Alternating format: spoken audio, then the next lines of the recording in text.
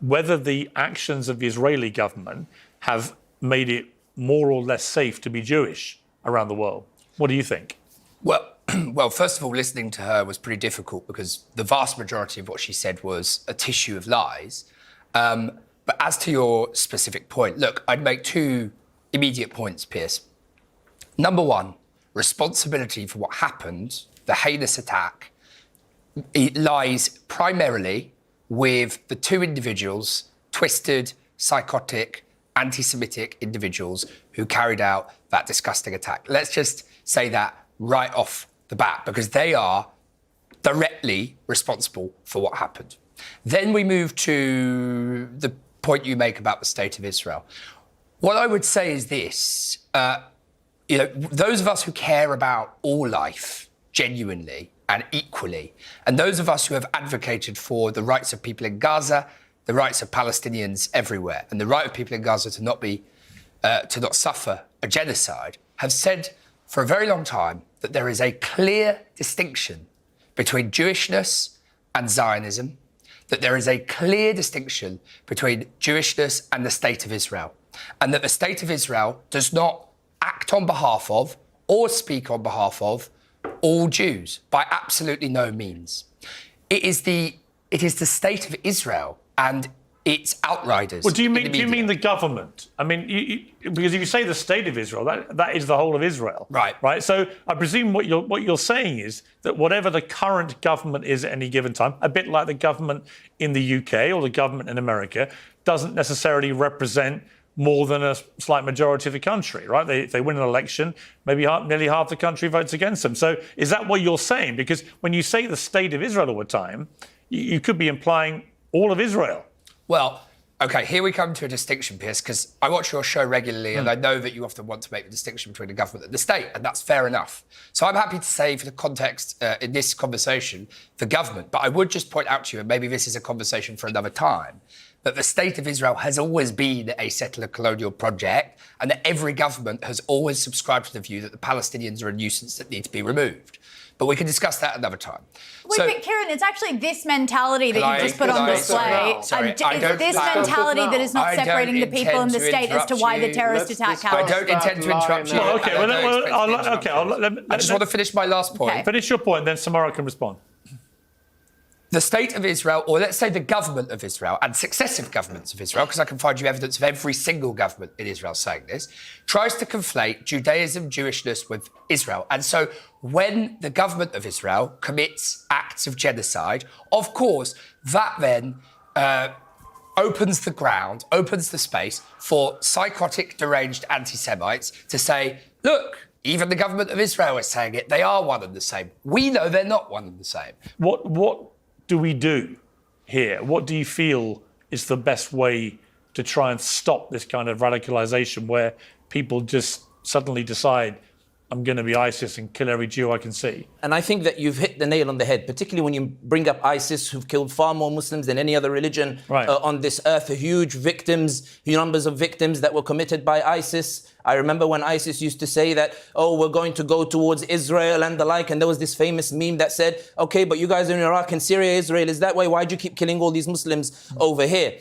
The reason why I mention this is that when you look at the world as it is today, think about what everybody is seeing on their phones on a daily basis. They're seeing 6-year-old Sidra with her legs blown off, and the blast of the bomb means that her corpse is hanging on the wall inside Gaza itself. And then we have people coming out and saying, this is justified, this is a war, casualties happen in war. We see Hind Rajab, a 6-year-old girl who's in a car desperately calling for help, saying, I'm scared, my family around me are dead. The ambulance comes to rescue her, the Israelis bomb the ambulance, and she dies surrounded by the corpses of her family in the cold. You see Reem, a 5-year-old girl, being hugged by her grandfather, Ruh al-Ruh, the soul of my soul, and everybody is looking at these images one by one, and the destruction. And Shifa Hospital, where a certain ex-IDF spokesman goes in and makes up a video and tries to show that there is some sort of terrorism that is taking place and the like, that somehow justifies what's happening to the Palestinians themselves. And the reality is that, Piers, this does create... I didn't interrupt you. If you could give me some time just to speak. I've been waiting for a while to speak, my dear friend. You will have the ability to talk talk, you will have the right to talk.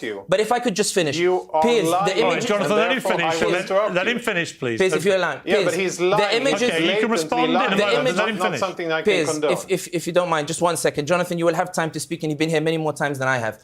The reality is that when people are seeing all of these images in America, in Paris, in Berlin, and the like, and they're asking, Piers, they're saying, what crime did that child kill? You were with Tucker Carlson, Piers, the other day, who said to you, what crime did that child commit that she should be killed? What crime did the child 6-year-old who's now in Doha, have been evacuated from Gaza, who has 3 limbs blown off and has only 2 fingers left in hand? What crime did she commit whereby she should have been bombed and been in this particular situation that she finds herself in? And when they turn on Piers Morgan uncensored, and Piers, by the way, I will say, your tweet yesterday was phenomenal when you called him the Bondi hero, trying to cut the crossroads in which people were trying to stoke hatred and the like. But when people come on and they turn on the news and they find justifications for what's happening, they find people saying, listen, it is what it is, you just have to get over it. It's natural for hatred to fester in such hearts that results in a heightened sense of hatred, not just anti-Semitism, but Islamophobia and hate against people around the world. What was magnificent about what Ahmed al-Ahmed did, he rejected that hatred. He rejected that hatred that festered in people's hearts. He said, this is not the world I want to be part of. This is not the world as it should be. I believe in a better world, even if it is these wretched individuals who claim to be Muslim, who are shooting Jews who are innocently celebrating their Hanukkah. I reject a world where this is Muslim versus Jew. I believe in a world where there is genuine humanity, and now that is the video that's going viral. That's the video, Piers, that you spread. That's what you called him, the Bondi hero. He's given hope where the Israelis and the extremists on all religions were decimating that hope. When we see those images of those 80% of Gaza destroyed, Piers, and you're seeing it to the images and the UN resolutions keep getting vetoed. The ICC says arrest the war criminals, and we receive news that the British government wants to defund ICC because they won't remove the Netanyahu arrest warrant. Okay. The ICJ says there is a genocide. Piers, I'll just finish on this point. Piers, we're human. We have hearts. It doesn't matter what color or religion you are. When you see those images, Piers, do they not rip your heart out? Piers, do they not make you weep at what crime did this person commit that justifies this sort of destruction? But I think we should be listening to what's coming out of the Grand Mosque in Sydney and what main imams are saying and preaching on Fridays and in special sermons, and what they're saying to their believers. They condemn Bondi categorically. Some of them are. Say it. They're condemning Bondi. Say it. They are condemning Bondi. They are standing with their Jewish brethren. Some of them are, and some of them very clearly are not. Show us the evidence. And if I'll just be allowed to finish a point here before you jump, I'll just want to make a point here, because I think this connects with us having a little bit more clarity and honesty about the situation. To be clear, I do not think that every Muslim is to blame for this. That's a ridiculous thing to say. I don't think that Muslims as a whole are a problem or the problem. I think that unchecked extremism, where local authorities are either too weak or too cowardly or too ignorant to recognize, that is the problem. And that's a problem that permeates in England, in Germany, in Sweden, in France, in Australia, in Canada, and in some parts of the US. It is the complete lack of understanding what extremist Islam is. 2 billion Muslims live in peace. 2 billion Muslims live in harmony. 2 billion Muslims live alongside Christians and the Jews. But Muslims did not commit the Holocaust. Muslims did not impose apartheid. Muslims didn't slaughter. Muslims didn't do the genocide in Rwanda. Muslims didn't do apartheid in South Africa. Muslims didn't commit the Holocaust. Muslims sent ships to Spain to bring Jews to safety when they were being slaughtered over there. After the Holocaust, Jews came to the Muslims in Palestine and said, don't do to us what Europe did. Be fair, Jonathan. Okay.